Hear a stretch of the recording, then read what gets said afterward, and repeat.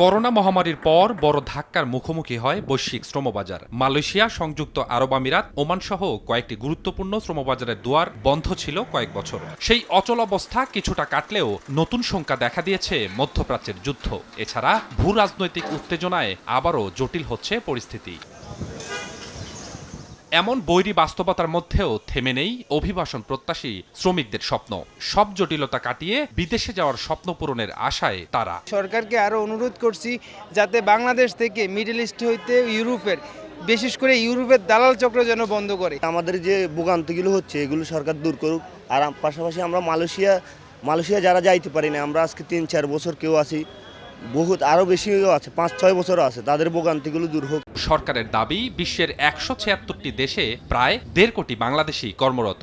বিএমইটির তথ্য বলছে ২০২১-২২ অর্থ বছরে ৯,৬৬,০০০, ২২-২৩ অর্থ বছরে ১১,২৬,০০০, ২৩-২৪ অর্থ বছরে ১১,৮১,০০০, ২৪-২৫ অর্থ বছরে ১০,১৫,০০০ আর চলতি অর্থ বছরে ৮,১৬,০০০ শ্রমিক বিদেশে গিয়েছেন।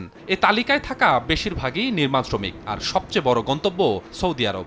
ফোটানোর ঝামেলা ছাড়াই নিরাপদ পানির জন্য ঘরে আনুন পিওরিট। কল করুন 16627। আগামী ৫ বছরে ১ কোটি শ্রমিক বিদেশে পাঠানোর লক্ষ্য নির্ধারণ করেছে সরকার। সম্প্রতি ৪ ক্যাটাগরিতে শ্রমিক নেওয়ার আগ্রহ দেখিয়েছে কাতার। প্রশ্ন হলো, বন্ধ ও নতুন শ্রমবাজার খুলতে কাজ হলো কতদূর? রেগুলার মার্কেটের পাশাপাশি নিউ মার্কেট ওপেনের ক্ষেত্রে আমরা ইউরোপে এখন বিভিন্ন দেশের সাথে বসে আলাপ আলোচনা করে যে আমাদের তারা কোন ট্রেডে আসলে কিছু লোক নিতে পারে, আমরা সেই প্রচেষ্টাটি চালিয়ে যাচ্ছি। নতুন গভর্নমেন্ট ফরমেশন হওয়ার পরে এই সরকারের পলিসি যেমন একদিকে দক্ষ মানব সম্পদ তৈরি, একই সাথে মিডল ইস্টের বাইরেও বড় বাজার, প্যারালাল স্পেস তৈরি করা।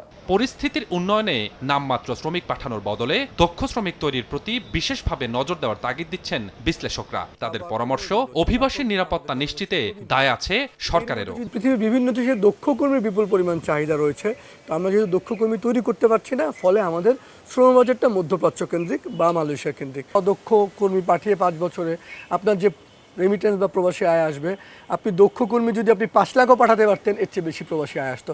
দেশের অর্থনীতির অন্যতম চালিকা শক্তি হিসেবে কাজ করে প্রবাসীদের পাঠানো রেমিটেন্স। আগামীতে এই প্রবাহ আরও বাড়াতে দক্ষ জনবল তৈরির কোনো বিকল্প নেই। কিন্তু সেই পথে কতটা অগ্রসর হতে পারবে রাষ্ট্র, সেখানেই নিহিত এই খাতের টেকসই সফলতা। স্বপন আহমেদ, সময় সংবাদ, ঢাকা।